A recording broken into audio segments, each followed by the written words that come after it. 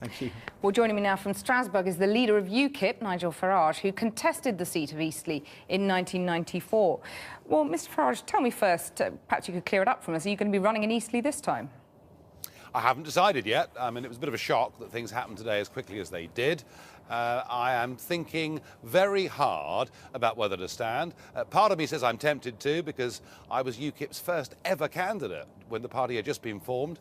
We've been going for 6 weeks when the by-election in Eastleigh was called, and I stood there and enjoyed it. So I'm tempted on that score to stand Well, you're again. going to, aren't you? Because you were pictured down there at the weekend. I mean, why would you be down in Eastleigh except preparing to run? I don't know who pictured me on their mobile phone this weekend, but I can tell you I wasn't in Eastleigh last weekend. Anywhere in the vicinity? So that's simply not true. Anywhere in the No, vicinity? I wasn't. But you're leaning wasn't. heavily towards it then? I'm thinking very hard about doing it, but I've got to weigh that up against what's going on over here in Brussels and Strasbourg. I'm leading a group in the European Parliament at a very vital time.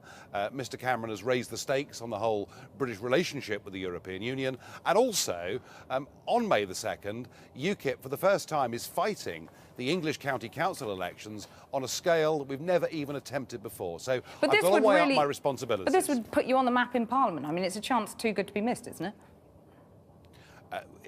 A success in Eastleigh, if I were to run, would put us on the map. But you know, there are many other good people in UKIP that might OK, well, consider you talk about success there. Last time you won just 952 votes, so winning is clearly pie in the sky. But you could well cost the Tories a seat, and therefore they could well turn around at the next election, 2015, and say a vote for UKIP is a vote for a Labour government. Well, I mean, 20 years ago, I got 952 votes. I did beat Screaming Lord Sutch, though, so give me some credit. But UKIP was a very small party in those days. Look, there is this simplistic idea that UKIP just takes votes off the Conservative Party. It does not.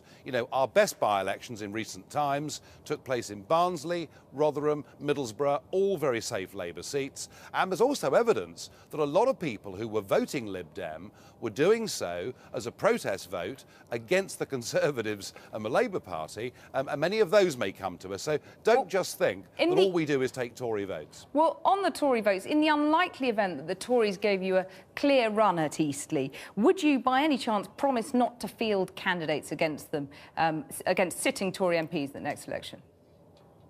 No. Simple as that. No. We are a party with a full manifesto. Yes, it's true, we want to get Britain out of the European Union, and nobody else does, but we're also the party that believes in grammar schools and giving people from poor backgrounds opportunity. We're the people saying that the wind turbines going up over Britain cost a fortune and achieved nothing. I mean, we're the party that wants some honesty in British politics. Nigel Farage, thank you very much for joining me.